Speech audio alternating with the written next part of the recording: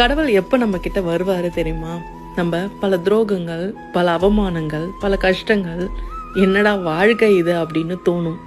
இந்த வாழ்க்கை தேவையில்லை, என்னை ஏன் படைச்ச அப்படின்னு ஒரு கொஷினை போய் நம்ம அவர்கிட்ட கேட்போம். அப்பதான் அவரு நான் இருக்கேன், நான் உன்னை பார்த்துக்கிறேன் அப்படின்னு சொல்லுவார். இதெல்லாம் எப்போ நடக்கும் தெரியுமா? நீங்கள் உண்மையாக இருக்கிறப்ப, உண்மையாக கஷ்டப்படுறப்ப, உண்மையாக அழறப்ப, நம்ம எல்லாமே பண்ணி நம்மளை எல்லாரும் குத்துறாங்களே அப்படின்னு தோணும் தெரியுமா?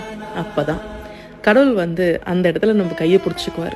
நான் இருக்கேன், இதுக்கப்புறம் உனக்கு எந்த கஷ்டம் வந்தாலும் நான் பார்த்துக்கிறேன் அப்படின்னு சொல்லுவார். இவ்வளோ நாள் உனக்கு நான் ட்ரைனிங் தான் கொடுத்துட்டு இருந்தேன். ஸோ அந்த ட்ரைனிங்கில் எல்லாமே நீங்கள் ஸ்ட்ராங்காக ஆகிறதுக்காக தான் அப்படின்னு ஒரு விஷயம் நமக்கு அப்போ தான் புரிய ஆரம்பிக்கும். எப்பயுமே கடவுள் நேராலாம் வரமாட்டார், நேராக நம்ம காதில் எதுவும் சொல்லலாம் மாட்டார். ஆனால் சில விஷயங்களை நம்மக்கிட்ட சொல்லணுன்றதுக்காக பல கஷ்டங்களை அனுப்பி வைப்பார். அந்த கஷ்டத்தை எல்லாமே நம்ம தாண்டிட்டோம் அப்படின்னா நமக்கான நல்ல நேரம் பிறந்துருச்சுன்னு அர்த்தம்.